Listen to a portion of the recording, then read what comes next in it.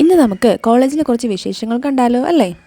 ഓണമൊക്കെ സ്റ്റാർട്ടായില്ലേ? അപ്പം നമ്മുടെ കോളേജിലും ഏകദേശം ഒരു 3 ദിവസമായിട്ടാണ് നമ്മൾ പരിപാടീസ് അറേഞ്ച് ചെയ്തിട്ടുണ്ടായിരുന്നത്.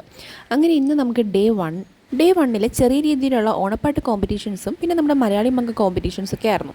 ഞങ്ങൾ രാവിലെ തന്നെ ചെറിയ പ്രാക്ടീസൊക്കെ കഴിഞ്ഞ് ഫുഡൊക്കെ കഴിച്ച് കഴിഞ്ഞപ്പോഴത്തേക്ക് അങ്ങ് ഉച്ചയായി. നമ്മുടെ പ്രോഗ്രാംസിൻ്റെ ടൈമായി. പിന്നെ നമ്മൾ നേരെ മങ്കന്മാരെ റെഡിയാക്കാനായിട്ട് അവരെ ഹെൽപ്പ് ചെയ്യാനായിട്ട് പോയി. നമുക്ക് ഈ കോമ്പറ്റീഷൻസൊക്കെ ഹൗസ് ബേസ് ആയിരുന്നു. അതുകൊണ്ട് തന്നെ അതിൻ്റെ ഒരു ത്രില്ലൊക്കെ ഉണ്ടായിരുന്നു.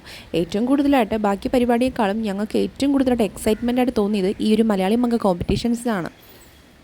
കാര്യം വേറൊന്നുമല്ല, ദ വേ ഓഫ് വാക്ക്, പിന്നെ അവർ സംസാരിക്കുന്ന ആ ഒരു ശൈലി, അതൊക്കെ തന്നെയാണ്. അതും ഓരോ കുട്ടികളും നല്ല രീതിയിൽ മേക്കപ്പൊക്കെ ഇട്ട് നല്ല രീതിയിൽ ഡ്രസ്സൊക്കെ ചെയ്ത് റെഡി ആയിട്ടുണ്ടായിരുന്നു.